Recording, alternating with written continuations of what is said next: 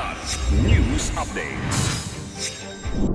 Ako po si Cesar Soriano para ihatid ang mga nangungunang balita sa buong kapuluan ngayon. Pinagtibay ng International Criminal Court o ICC ang jurisdiksyon nito sa kasong Crimes Against Humanity laban kay dating Pangulong Rodrigo Duterte matapos ibasura ng Appeals Chamber ang mga petisyong ihinto ang paglilitis. Ayon sa desisyon noong Abril 22, kahit umatras ang Pilipinas sa Rome Statute noong 2019, nagsimula na ang paunang pagsusuri ng ICC noong 2018 bago pa ang formal na withdrawal. Tinanggihan din ng hukuman ang lahat ng argumento ng depensa at sinabing wala ng bisa ang hiling na agad palayain si Duterte. Pinagtibay rin ng Appeals Chamber ang naunang pasya ng Pre-Trial Chamber na may kapangyarihan ng ICC sa kaso. Kaugnay nito, hindi naman na umano ikinagulat ng legal counsel ni Duterte na si Attorney Nicholas Kaufman ang pasya ng Appeals Chamber at iginiit na kailangan ng ICC ng big catch dahil nakararanas umano ng existential crisis ang tribunal. Samantala, naiyak sa tuwa ang ilang mga kaanak ng EJK victims, peace and human rights advocates sa pagbasura sa apela ni Duterte.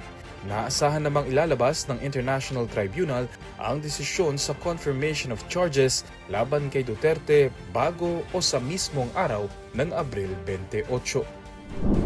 Mahigit 278.8 million pesos na halaga ng hinihinalang shabu ang nasamsam habang dalawang Chinese ang arestado sa joint operation ng Philippine Drug Enforcement Agency o PDEA at Philippine National Police o PNP sa Quezon City noong April 21.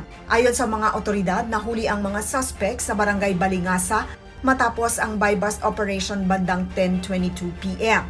Nasamsam sa operasyon ng tinatayang 41 kilos ng hinihinalang shabu na nakalagay sa tea bags at travel boxes. Narecover din ang mobile phones, travel documents, isang sasakyan at buy-bust money na ginamit sa operasyon. Ayon sa pulisya, patunay ito ng pinaigting na kampanya laban sa iligal na droga. Nahaharap ang mga suspect sa kasong paglabag sa Comprehensive Dangerous Drugs Act of 2002. Tatlong lalaki kabilang ang isang menor de edad ang nasawi matapos ang barilan sa isinagawang warrant operation madaling araw ng Abril 23 sa Barangay Sinunok, Zamboanga City.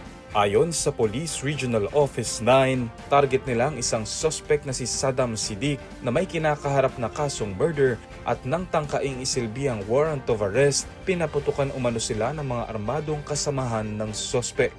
Dahil dito ay napilitang gumanti ang puwersa ng gobyerno na nagresulta sa pagkamatay ng tatlong magkakaanak na kinilalang sina Jerry Alfad, 53 anyos, miyembro ng Lupong Tagapamayapa, 12 anyos na anak nitong si Salam at pamangking si Ryan, 24. Tatlong iba pa ang nasugatan kabilang ang isang SK Kagawad at agad dinala sa ospital para sa gamutan. Narecover sa lugar ang isang M16 rifle at isang granada. Una nang inihayag ng pulisya na lehitimo ang naganap na operasyon sa kabila ng giit ng pamilya ng mga nasawi ang umano'y execution dahil wala naman sa lugar ang target ng warrant. Ako po si Cesar Soriano, kasama nyo sa bawat pagputo ng balita.